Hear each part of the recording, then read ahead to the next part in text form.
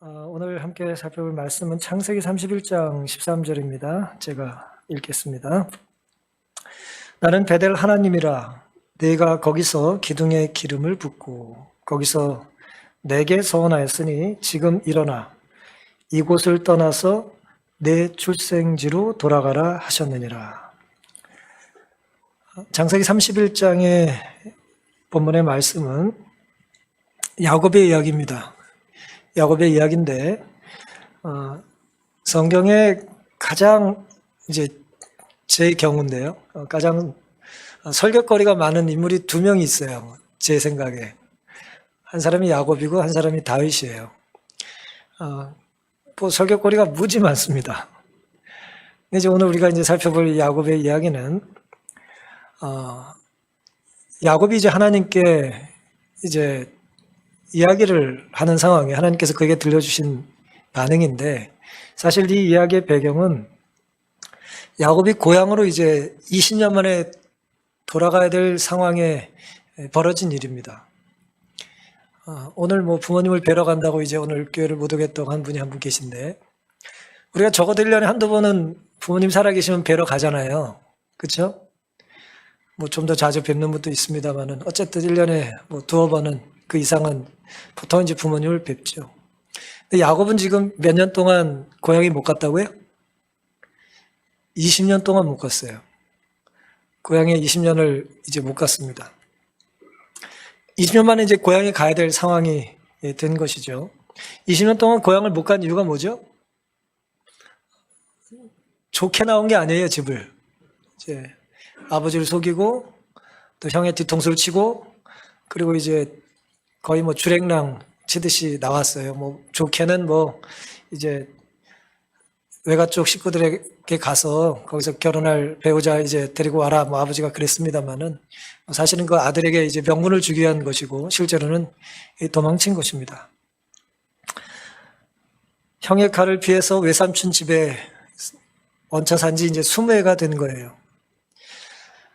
오늘은 본문의 내용처럼 내 출생지로 돌아가라 라는 제목으로 함께 은혜를 나누려고 합니다. 당시 야곱의 상황을 보면은 창세기 31장 1절과 2절에 야곱이 들은즉 라반의 아들들의 말이, 라반은 외삼촌이죠. 당연히 외삼촌의 아들들이니까 뭐예요? 관계가 외사촌이에요. 사촌 형제들입니다. 사촌 형들일 수도 있고, 그렇죠? 사촌 동생일 수도 있습니다.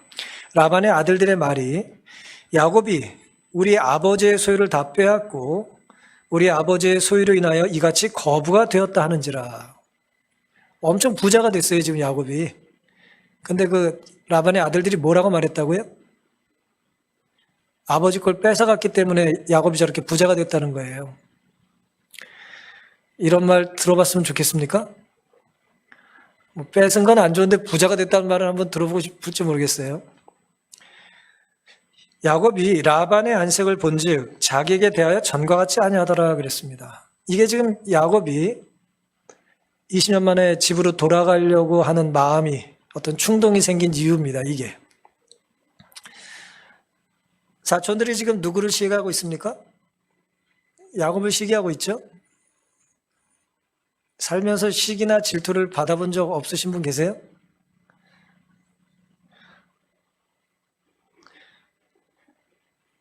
훌륭하십니다. 살다 보면 시기와 질투를 받을 때가 있죠. 보통 시기와 질투를 언제 받습니까? 올라갈 때 받아요? 내려갈 때 받아요? 잘 나갈 때 받죠? 예. 보통 잘 나갈 때는 시기를 받아요. 그럼 나는 시기를 받아본 적이 없으니까 못 나갔다는 얘기인가? 또 이렇게 자학하지 마세요. 주변에 천사들만 있으면 또 시기 안 받을 수 있습니다. 야곱이 아주 부자가 됐어요. 그랬더니 그 라반의 아들들이 야곱을 중상하고 모략을 하는데요. 우리 아버지 걸 다 빼앗아서 저렇게 부자가 됐다는 말은 사실이에요, 거짓말이에요? 어떻게 알아요, 거짓말인지?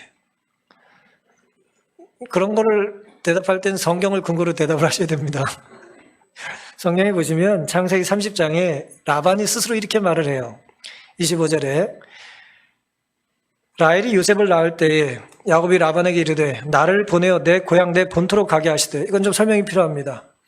야곱에게 12아들이 있었죠. 근데 아직 막둥이 베냐민이 태어나기 전이에요. 야곱이 요셉을 낳자마자 내가 고향에 가겠다고 삼촌한테 얘기를 해요. 이게 언제냐면 라반을 만난 지 14년째가 됐을 때예요. 7년 동안 속고 또 7년 동안 머슴살이를 더 하잖아요. 14년이 맞춰질 때 야곱이 요셉을 낳습니다. 그리고 이젠 나 집에 고생 그만하고 이제 집에 가겠습니다라고 했어요.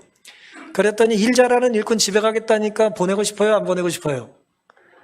라반이 머리가 좋은 사람이니까 보낼 마음이 없어요. 보내면 손해거든요. 그래서 이렇게 말을 해요. 27절. 라반이 그에게 이르되 여호와께서 너로 인하여 내게 복 주신 줄을 내가 깨달았다 그랬어요. 라반이 야곱을 붙잡기 위해서 거짓말을 했을까요? 사실을 얘기한 것일까요? 사실을 이실직고를 한 거예요. 사실 그대로 말을 해요. 사실 나는 너 때문에 부자가 됐다는 걸 알고 있다고 말을 해요. 네가 나를 사랑스럽게 여기거든 유하라. 참 거북한 제안이죠. 사랑스럽게 행동을 하진 않고 자꾸 사랑해 달라는 사람이 있어요. 장인이기도 하고 외삼촌이기도 한데 자기를 계속 속였잖아요. 그때 이제 28절에 이어서 이렇게 이야기가 진행됩니다. 또 가로되 내 품삯을 정하라. 내가 그것을 주리라 그랬어요. 얼마나 좋을까요? 이런 말 들으면. 주인이 이제 일하는 사람에게 뭐라고 말해요? 네 품삯을 네가 정하면 내가 얼마를 요구하든지 주겠다는 거예요. 이런 얘기를 한번 조합에게 들어봤으면 얼마나 좋을지 모르겠어요. 정하라는 거예요. 주겠다는 겁니다. 그만큼 라반은 야곱을 붙잡는 일에 절실했어요. 그랬더니 야곱이 이제 그 기회를 놓치지 않고 이렇게 말합니다. 30절. 내가 오기 전에는 외삼촌의 소유가 적더니 번창하여 때를 이루었나이다.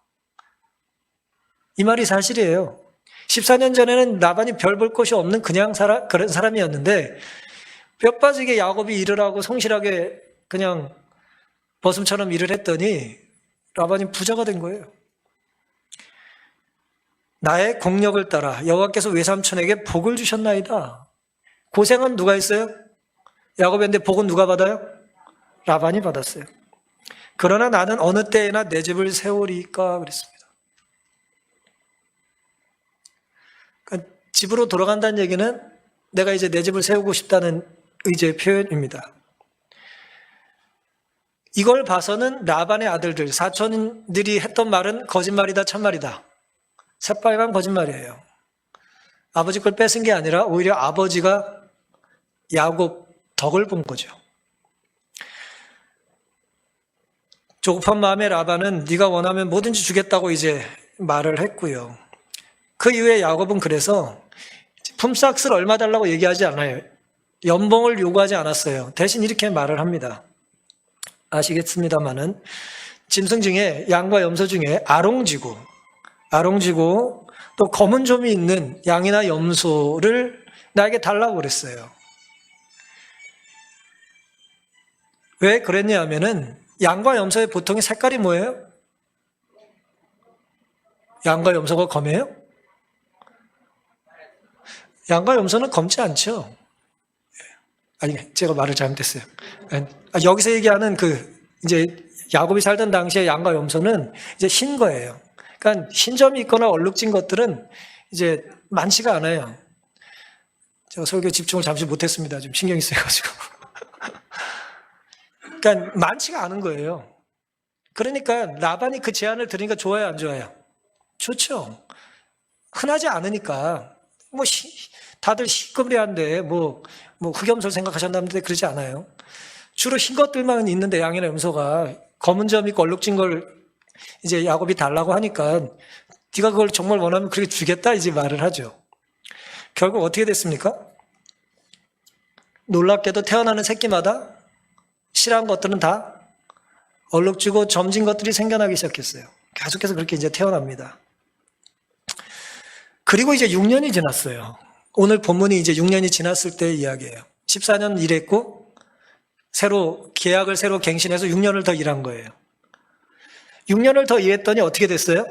사촌들 보기에 야곱이 아버지보다 더 큰 부자가 된 것 같은 거예요, 지금. 6년 만에 야곱이 엄청 부자가 됐어요. 10번이나 삼촌한테 속임을 당했던 사람이요. 하나님께서 복을 주시면 짧은 시간에 얼마든지 성장할 수 있고 성공할 수 있어요. 하나님이 허락하시면 우리가 하나님 뜻 안에서 신실히 산다면 6년이란 기간은 짧은 시간이 아니에요. 창세기 30장 43절에는 야곱이 심히 풍부하여 양떼와 노비와 약대와 나귀가 많았다 그랬어요. 그것을 보고 이제 라반의 아들들이 시기하고 질투하고 거짓말을 한 겁니다. 살다 보면 어려운 소리를 또 억울한 소리를 들을 때가 있습니다. 들을 때가 있고 나도 모르게 할 때가 있을까요? 할 때가 많습니다. 시편 69편 4절에는 무고히 나를 미워하는 자가 내 머리털보다 많고 물이 내 원수가 되어 나를 끊으려 하는 자가 강하다 그랬습니다. 내 머리털의 숫자보다 나를 무고히 까닭 없이 괴롭히는 사람이 많다는 거예요. 따라서 우리 신앙인들은 어려운 일이 생기고 시련이 닥치고 누군가 나를 까닭 없이 거듭 괴롭힌다고 해서 내가 잘못 산 건 아닌가라고 생각할 필요는 없습니다. 보통 사람들은요, 양심이 있어가지고 어떤 안 좋은 일이 생기면 그걸 뭐와 연관시켜요? 과거에 내가 뭘 잘못한 거와 연관을 시켜요. 그래서 내가 벌을 받는다고 생각을 하는 거죠. 그것이 하나님의 뜻일까요? 하나님 졸렬하게 이러고 있다가 그냥 그러실까요? 그러지 않습니다. 내가 잘못한 건 잘못한 거고 회개하고 해결된 건 해결된 것이고 오늘 내가 당하는 어려움이 과거의 잘못과 꼭 연결되어 있다고 볼 필요는 없어요. 내가 잘못하기 때문에 사람들이 날 시해하거나 질투하는 것도 아니에요. 꼭 그런 것도 아닙니다. 하지만 사람들은 주변에서 이렇게 말하길 좋아하죠. 괜히 그 사람들이 없는 말을 하겠어? 오죽하면 그랬겠냐? 그럴듯한 말이죠. 그렇죠? 그럴듯해요. 하지만 그럴듯한 말이 옳은 말이 아닐 때가 참 많습니다.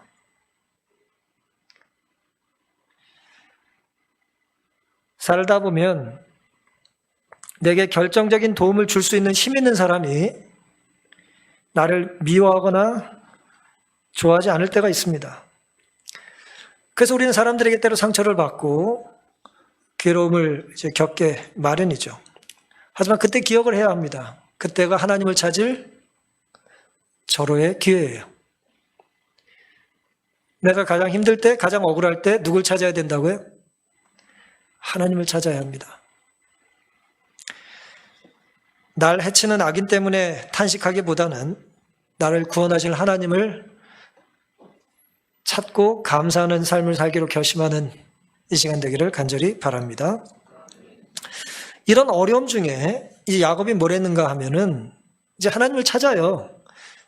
31장 3절 여호와께서 야곱에게 이르시되 내 조상의 땅, 내 족속에게로 돌아가라. 내가 너와 함께 있으리라 하신지라. 사실 이 성경절에는 뭐가 하나 빠져 있습니다. 그건 뭐냐면 하나님 말씀하셨다는 말씀 앞에 뭐가 빠졌냐면 야곱이 기도했다는 내용이 빠졌어요.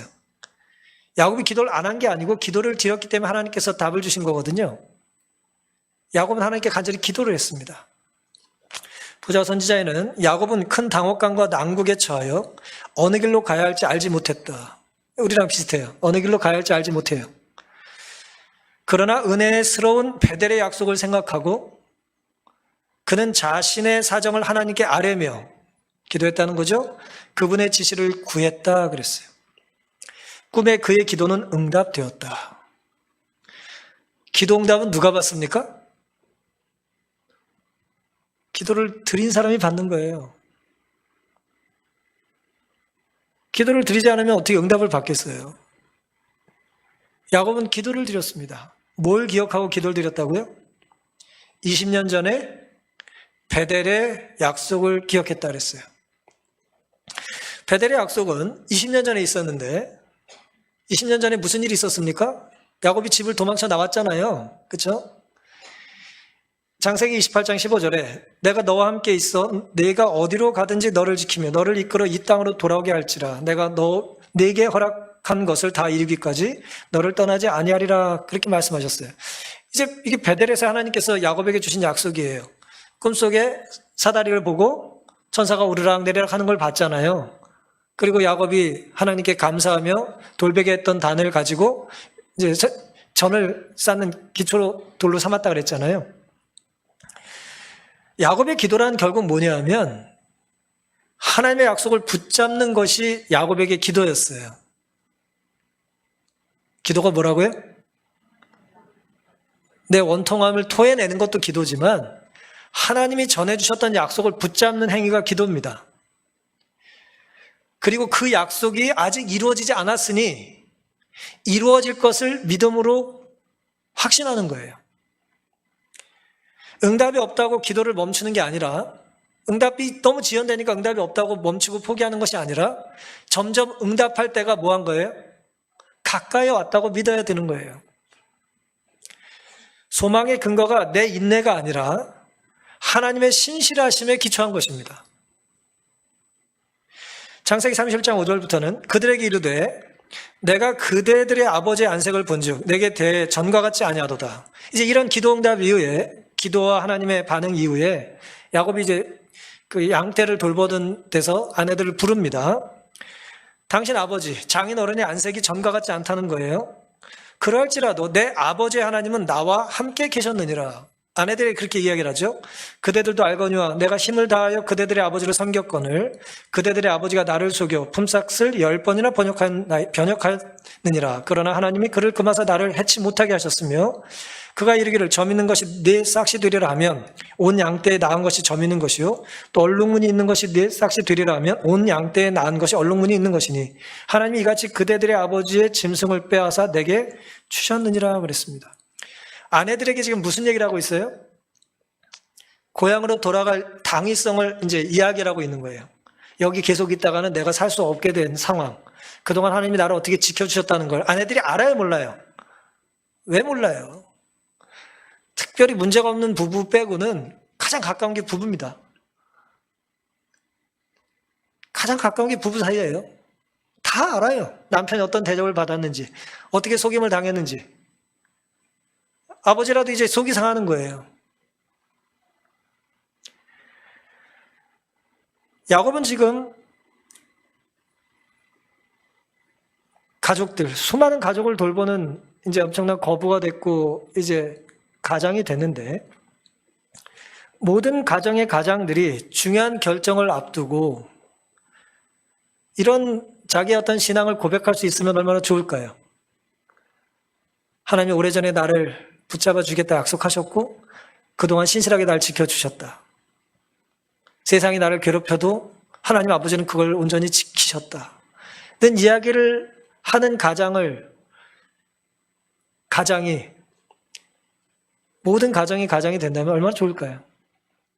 기도하는 아버지, 그 가정은 당장은 힘들어 보여도 결국 하나님께서 그 가정을 구원의 길로 인도해 주실 겁니다. 창세기 31장 10절부터는 이어서 꿈꾼 이야기를 야곱이 해요. 그 양떼가 새끼 뵐 때 내가 꿈에 눈을 들어 보니 양떼를 탄 수양한, 이제 양들이 짝짓게 하는 표현이에요. 다 얼룩무늬 있는 것, 점 있는 것, 아롱진 것이었더라. 꿈에 하나님의 사자가 내게 말씀하시기를 야곱아 하기로 내가 대답하기를 여기 있나이다 하며 가라사대 너의 눈을 들어보라. 양떼를 탄 수양은 다 얼룩무늬 있는 것, 점 있는 것, 아롱진 것이니라. 라반이 너에게 행한 모든 것을 내가 뭐 했다고요? 보았다 그랬어요. 그러니까 어떻게 야곱이 하나님께 복을 받았는지를 이제 기억하고 고백하고 있는 것입니다. 점 있는 것, 아롱진 것, 얼룩진 것을 내가 하나님께 이제 라반에게 내가 갖겠다고 제안했고 하나님께서 꿈에 야곱에게 뭘 보여주신 거예요? 짐승들이 짝짓게 하는 모습을 보여주셨는데 다 점 있고 얼룩진 것만 짝짓기를 했다 이거예요. 하나님께서 때로 우리를 어려움 중에 고난 중에 허락하시는 것 같아서 하나님 안 계신 것 같이 느낄 수도 있지만 사실 이런 본문들을 묵상해 보면 하나님은 굉장히 유머가 많으신 분이에요. 그냥 야곱이 라반에게 어떻게 보면 큰 소리를 치고 온 거 아니에요. 나는 월급 필요 없고 연봉 필요 없고 그 새끼 중에 그냥 태어난 것 중에 점 있는 건 내가 갖겠습니다. 큰 소리 치고 왔는데 뭐예요? 하나님께서 밤에 뭘 보여주셨다고요? 점 있는 것만 계속 태어나게 해주겠다 그 얘기예요. 사랑하는 성도 여러분, 야곱의 하나님은 라반이 야곱에 행한 모든 것을 보신 하나님입니까? 다 보고 계세요. 하나님이 다 보고 계세요. 본다는 건 아신다는 거죠. 10번이나 품삯을 떼인 것, 억울한 일을 당한 것, 거짓말로 그를 괴롭힌 것들을 다 알고 계세요. 결국 하나님께서는 라반에게 받았어야 될 것들을 6년 동안, 14년 동안 받지 못했던 품삯을 6년 동안 다 뭐 한 거예요? 다 돌려주신 거예요. 그러니 라반의 아들도 보기에 야곱의 부가 더 넘치도록 큰 것 때문에 이제 시기하고 질투하게 된 것입니다.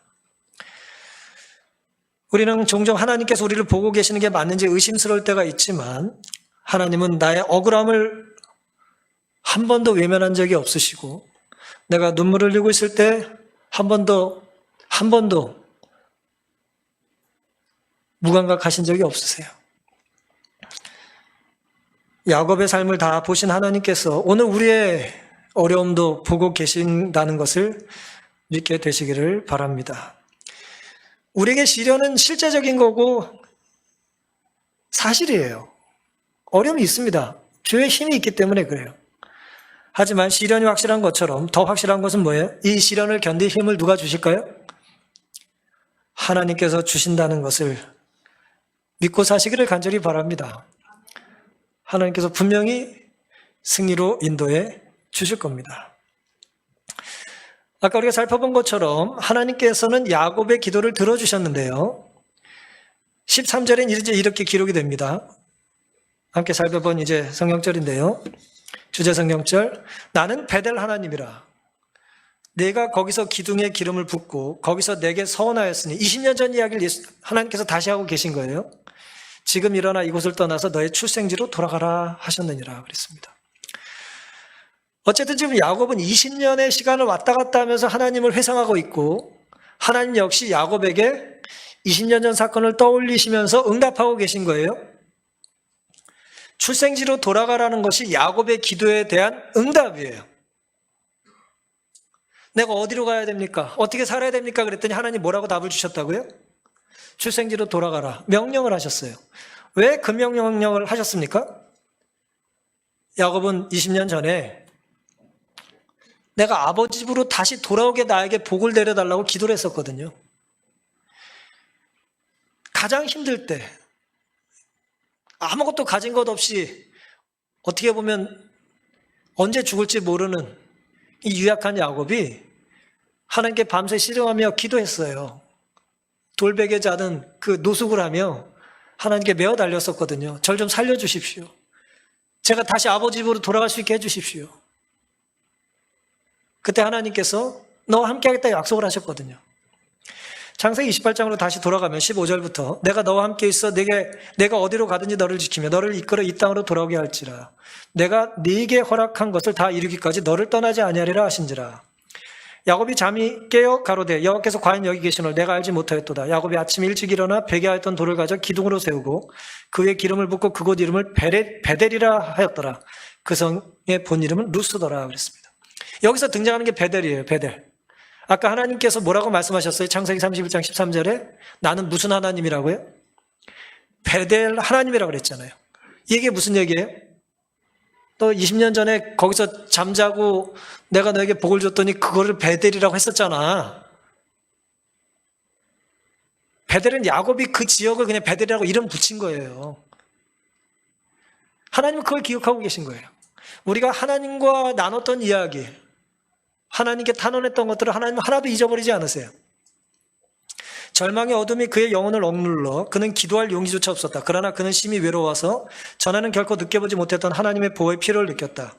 깊은 겸비로 눈물을 흘리며 그는 자신의 죄를 자복하고 그가 완전히 버림을 당하지 않았다는 어떤 증거를 간청했다.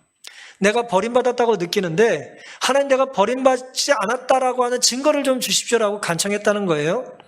그래도 그의 번민하는 마음은 위안을 찾지 못했다. 그는 자신감을 다 잃어버리고 그의 조상의 하나님이 자신을 버리셨다고 두려워했다. 그러나 하나님께서는 야곱을 버리시지 않으셨다. 그분의 긍휼은 여전히 과오를 범하고 의심이 많은 당신의 종에게 미치고 있었다. 주께서는 자비롭게도 야곱이 바로 필요한 한 구주를 나타내 보이셨다 그랬습니다. 그래서 이제 야곱이 너무 감사해서 뭘 하냐면 서원을 해요. 28장 10절 야곱이 서원하여 가로되, 서원을 한다는 건 뭐야? 하나님께 뭘 드린다는 의미거든요. 이게 제사의 용어인데요. 사람에게 뭘 드리는 건 선물이지 서원이 아니에요. 서원할 때는 재물이 필요한 거예요. 물질이 필요한 건데, 서원하여 가로되 하나님이 나와 함께 계시사 내가 가는 이 길에서 나를 지키시고 먹을 양식과 입을 옷을 주사 나로 평안히 아비 집으로 돌아오게 하시오면 여호와께서 나의 하나님이 되실 것이요. 굉장히 중요한 말씀이에요. 왜냐하면 야곱은 그동안 아브라함과 이삭의 하나님은 알았어요. 근데 자기에게 하나님이 야곱의 하나님인지는 확신이 없는 거예요. 그런데 나를 살려주시면 하나님은 누구 하나님이라고요? 내 하나님이 되실 거라는 거예요. 아버지나 할아버지 하나님이 아니라 내 하나님이 되실 거라는 걸 내가 믿겠다는 거예요. 내가 기둥으로 세운 이 돌이 하나님의 전이 될 것이요 하나님께서 내게 주신 모든 것에서 10분의 1을 내가 반드시 하나님께 드리겠나이다. 그렇게 기도를 합니다. 아무것도 가진 것이 없는 사람이 서원을 해요. 이제 뭐 담보를 내야 되는데 담보물이 없는 사람이 뭘 빌리는 거예요, 지금. 하나님이 나에게 주시면 내가 드리겠습니다. 이제 그렇게 하나님께 서원을 하는 거예요. 뭐 이 시간에 뭐 서원에 대한 말씀을 드리는 시간은 아닙니다만은 우리가 서원을 좀 이렇게 공부를 해보면 말이에요. 서원물로 제시할 수 없는 것들이 몇 가지가 있어요. 그게 뭔지 아십니까? 하나님께 내가 서원, 이제 감사 제사로 뭘 드리는 거예요. 그러니까 화목제물로 뭘 드리는 거예요. 서원합니다. 내가 이걸 드리면서 하나님께 서원합니다. 그럴 때 서원물이 될 수 없는 게 뭐냐면 성경에는 신명기 23장에 보면은 창기나 개 같은 자들의 이제 소득을 가지고는 하나님께서 받지 않으시겠다 그랬어요. 하나님 원하시지 않는 나쁜 짓을 해서 버든 소득을 가지고는 이제 서원 제물이 될 수 없다 그렇게 말씀하셨어요. 그리고 또 하나가 뭐냐면 11조입니다. 11조는 서원 제물이 못 돼요. 왜 그럴까요? 원래 하나님 거예요. 하나님 걸 가지고 하나님께 다시 드린다는 건 맞지가 않는다는 거예요. 레위기 27장에 보시면 초태생, 그러니까 처음 태어난 짐승 새끼는 다 하나님 거잖아요. 11조 개념이거든요. 그걸 가지고는 서원 제물로 대신 퉁치려고 하지 말라 그런 말씀이 있습니다. 오늘 본문의 핵심은 물론 그것은 아닙니다만은 야곱이 아무것도 없는 중에 하나님이 나에게 복을 주시면 복의 일부를 드리겠다고 서원을 해요. 하나님이 그게 기쁘셨을까요? 여러분 하나님이 기쁘셨을까요? 하나님 기뻐하세요. 그런 서원을. 아무것도 없는 사람이 하나님 나를 살려주시면 나에게 뭘 주시면 내가 나에게 주신 것을 일부러 하나님께 드리겠습니다 라고 하는 거를 하나님은 그래도 기뻐하신다는 거예요. 물론 21조의 사상이 이제 점점 나중에 이제 확대가 되고 심화가 되는 거죠. 사실 그 순간에 하나님께서는 그 밤에 야곱에게 나타나셔서 하늘의 창을 여시고 야곱이 하늘과 연결되어 있는 존재라는 것을 상징적으로 보여주신 거예요. 천사를 오르락내리락 하게 하시면서. 물론 예수 그리스도 십자가죠, 그게. 모든 죄인에게 하나님은 이제 팔을 벌려 구원의 기회를 주시겠다는 것입니다. 야곱에게 베델은 따라서 기억이 가물가물한 내가 그랬던 적이 있었나? 추억이 다 사라진 빛바랜 그런 기억이 아니고요. 베델은 지난 20년 동안 한 번도 잊을 수 없는, 결코 망각할 수 없는 그의 고통을 견디게 했던 힘이고 살아갈 수 있는 이유였어요. 베델 하나님이라는 말은 딱 하나님께서 그걸 건드려 주신 거예요. 이건 약간의 논의 이야기입니다만은 이때 야곱이 몇 살이었는지 아세요? 야곱이 이때 몇 살쯤 됐을까요?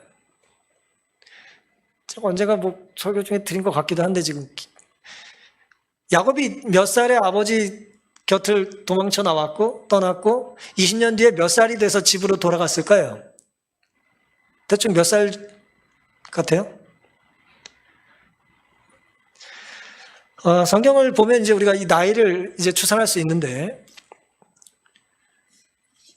뭐, 먼저부터 보면은 이삭이 40에 결혼하고 20년 만에 자식을 낳죠? 쌍둥이를 60에 낳아요. 창세기 25장 얘기입니다. 그리고 이제 야곱이 몇 살에 뭐 했다는 기록은 없고, 나중에 야곱이 애굽에 들어가서 요셉이 아버지를 초청했을 때 바로 앞에서 내가 몇 살이라고 그래요? 130살이라고 말을 해요. 130살을 살았다 그랬어요. 그때 요셉의 나이가 몇일까요? 요셉이 39살이었어요. 그걸 어떻게 아냐면은 요셉이 총리로 부름받은 게 30살이라고 그랬고 성경에 풍년과 흉년이 연속해서 있을 건데 7년이 지났고 풍년이 이제 7년 이후에 흉년이 2년째 됐을 때 아버지를 만나거든요. 그래서 39살이에요. 그럼 뭐 복잡하게 생각하실 거 없고 요셉이 39살 때 아버지가 130살이었다는 거예요. 그러면 요셉이 몇 살에 태어난 거예요? 91살에 태어난 거예요. 야곱이 91살에 요셉을 낳은 거예요. 근데 아까 요셉이 태어났을 때 아까 뭐라 그랬어요? 야곱이 집을 가고 싶었다 그랬죠? 근데 라반이 잡았다 그랬죠? 그래서 지금 성경 본문의 장면은 그로부터 6년 뒤죠? 그렇잖아요. 6년 동안 더 붙잡고 있었으니까. 그래서 97세쯤 돼요. 이때 나이가 97세쯤 돼요.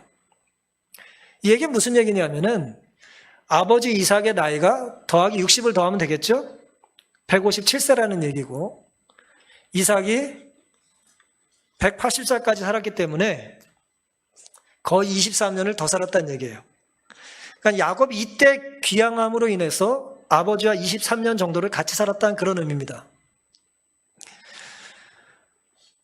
출생지로 돌아가라는 하나님 말씀 안에는 아버지가 아직 살아있다라고 하는 이야기가 같이 들어있는 거예요.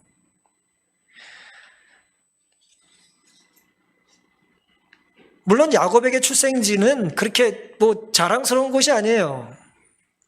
왜냐하면 태어날 때 뭐 했어요? 형의 발 뒤꿈치를 붙잡고 속이는 사람으로 태어났잖아요. 사기꾼으로 태어났잖아요. 그리고 그 이름처럼 계속해서 뭐예요? 형이 배고프다는 걸 이용해가지고 이제 장자권을 이제 갈취하잖아요. 거의 매수를 하죠. 그 다음에 장자의 축복을 하겠다는 아버지의 기도를 또 뭐예요?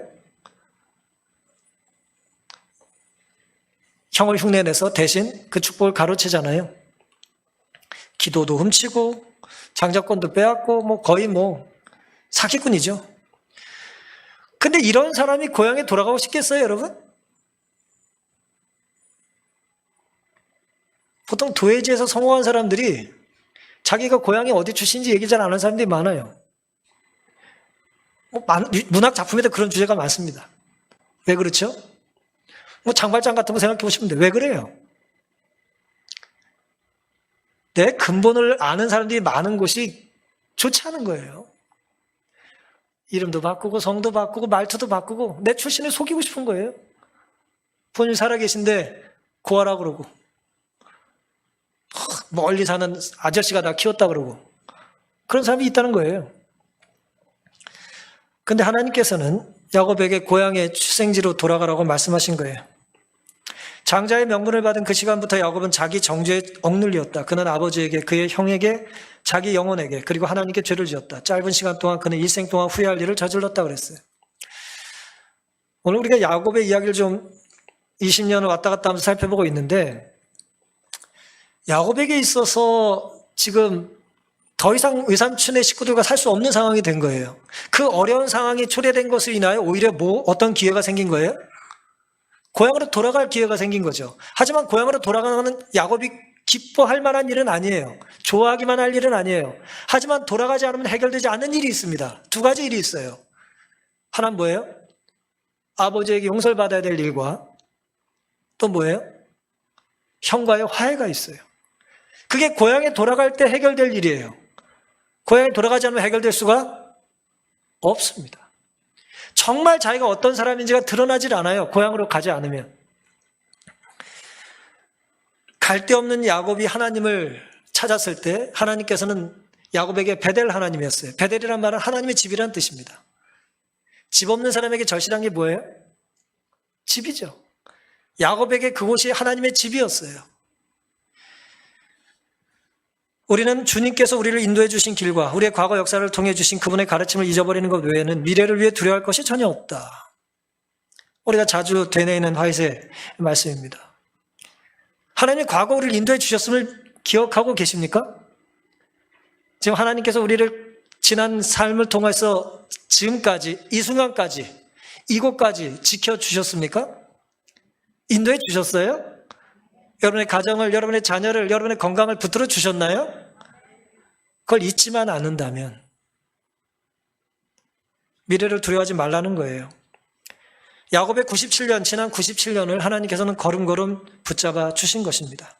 때때로 그리스도인은 자신의 지난 생애를 회고하고 시련 중에 붙드시고 모든 것이 어둡고 험악하게 보일 때에 그의 앞에 길을 열어주시고 힘이 쇠할 때 그를 소생시킨 하나님의 귀중한 구원을 감사함으로 회상해야 한다 그랬어요.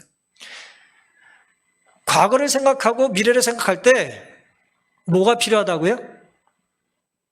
과거 인도하심에 대한 기억과 미래를 인도하실 것에 대한 감사가 필요하다는 거예요. 감사는 가장 큰 신앙 고백입니다. 그래도 감사합니다. 우리를 지켜주실 걸 믿습니다. 우리의 입술에서 감사가 끊이지 않게 되기를 간절히 바랍니다. 이상한 날에 앨리스라고 하는 책이 있죠. 애들 책인데 사실은 어른들이 볼만한 책이기도 합니다. 여기 보면은 앨리스라는 여자애가 이제 뭘 이상한 걸 잘못 마시고 토끼 쫓아가다가 마시고 이제 몸이 컸다 작았다 이렇게 왔다 갔다 하는 그런 이상한 얘기가 나오는데 거기 이제 그 이상한 나라를 돌아다니다가 고양이를 하나 만나요. 고양이. 작가가 만든 상상이 고양인데 최셔 고양이라고 하는 고양이가 나옵니다. 이 고양이와 대화를 해요. 앨리스가 이제 모든 게 낯서니까 고양이에게 질문을 해요. 여기서부터 어느 길로 가야 하는지 말해주겠니? 자기가 어디 갈지 모르니까 나 길 좀 알려줘 그랬어요. 그때 고양이가 그건 네가 어디로 가고 싶은가에 많이 달렸어. 네가 가고 싶은 데가 어디야? 라고 되묻습니다. 그랬더니 앨리스가 요즘 애들처럼 이렇게 대답을 해요. 어디든 상관없어. 그랬더니 고양이가 그럼 어디로 가든 상관없잖아. 라고 말을 해요. 이 책에서 가장 많이 인용되는 내용 중에 하나예요. 이게 우리에게 주는 교훈이 뭡니까? 우리가 어디로 가야 합니까? 세상은 뭐에 달렸다고 말해요? 네가 하고 싶은 걸 하라고 말해요. 거기에 달렸다고 말해요. 하지만 그게 답입니까? 정말 우리가 하고 싶은 것, 우리가 가고 싶은 곳이 우리가 가야 될 곳이에요? 먹고 싶으면 먹어도 되는 거예요? 아무거나? 가고 싶으면 아무 때나 갑니까? 아니죠. 욕망이 우리의 구세주입니까? 졸려면 자고 배고프면 먹습니까? 하나님 우리를 그렇게 만드셨나요? 아무데고 가면 결국 어딘간 도착하겠죠. 열심히 가도 어딘간 도착할 겁니다. 하지만 제대로 가려면 바로 가야죠. 오늘 하나님께서는 야곱에게 우리가 가야 될 방향이 어디라고요? 출생지라고 말씀하고 계세요. 그리고 그곳이 베델이라는 거예요. 베델은 야곱에게 어떤 곳이었죠? 그 하나님께 매어 달렸던 곳이고 무릎 꿇은 곳이고 자신의 힘으로는 살 수 없다는 걸 뼈저리게 느꼈던 곳입니다. 오늘 우리도 베델로 돌아가야 될 필요가 있다는 거예요. 우리 힘으로 뭔가 해보려고 했고 우리 실력으로 뭔가 풀어보려고 하고 하지만 하나님께서는 그때마다 우리에게 다시 출생지로 돌아가라고 말씀하시는 거죠. 따라서 베델의 출생지라고 하는 하나님의 표현은 태어난 본적지를 말하고 있는 것이 아니라 거듭난 때가 언제냐고 되묻고 계신 거예요. 사랑하는 성도 여러분, 야곱에게 출생지가 본적지가 아니라 영적으로 거듭난 베델이었던 것처럼 우리도 언제 죄를 회개하고 언제 하나님을 붙잡고 구원의 감격을 인하여 세상의 모든 것들을 하나님보다 뒤로 미뤘던 때가 언제인지 기억해 보시기를 바랍니다. 세상에서 방황하다가 어느 순간 하나님을 만나고 혹은 하나님을 온전히 믿다가 또 방황하고 그런 삶의 순간순간 우리에게는 하나님이 베델에게 야곱에게 베델에서 임했던 것처럼 우리의 삶에 임하실 때가 있어요. 우리가 이 땅에 살면서 일생에 단 한 번이라도 베델을 제대로 경험하면 우리는 그 베델을 근거로 하나님께 20년 뒤에라도 붙잡고 기도드릴 수 있는 것입니다. 20년 전에 구원해 주셨으니까 이번에도 구원해 달라고 기도할 수 있는 거예요. 그 아무것도 없었던 순간에 나를 붙잡아 주셨으니 이제 내 모든 재산 형이 다 뺏어 가더라도 나를 살게 해주실 걸 믿는 것입니다. 어디로 가야 할지 모르면 내가 어디서 왔는지를 생각해 봐야 합니다. 하나님이 우리를 어디로부터 부르셨고 나에게 생명을 주신 분이 누군지를 기억한다면 괴롭고 힘들어서 못 살 것 같은 이 세상에 나를 살게 하실 분의 뜻이 무엇인지를 우리가 발견하고 깨닫게 될 것입니다. 여러분의 출생지가 어디입니까? 여러분의 출생지가 있으십니까? 하나님과 여러분만 아는 여러분이 거듭났던 그 순간과 그 자리, 그 서원을 기억하시고 다시 한번 출생지로 돌아갈 거룩한 하나님의 명령에 순종하기로 결심하는 이 시간 되기를 바라면서 오늘 말씀을 마치겠습니다.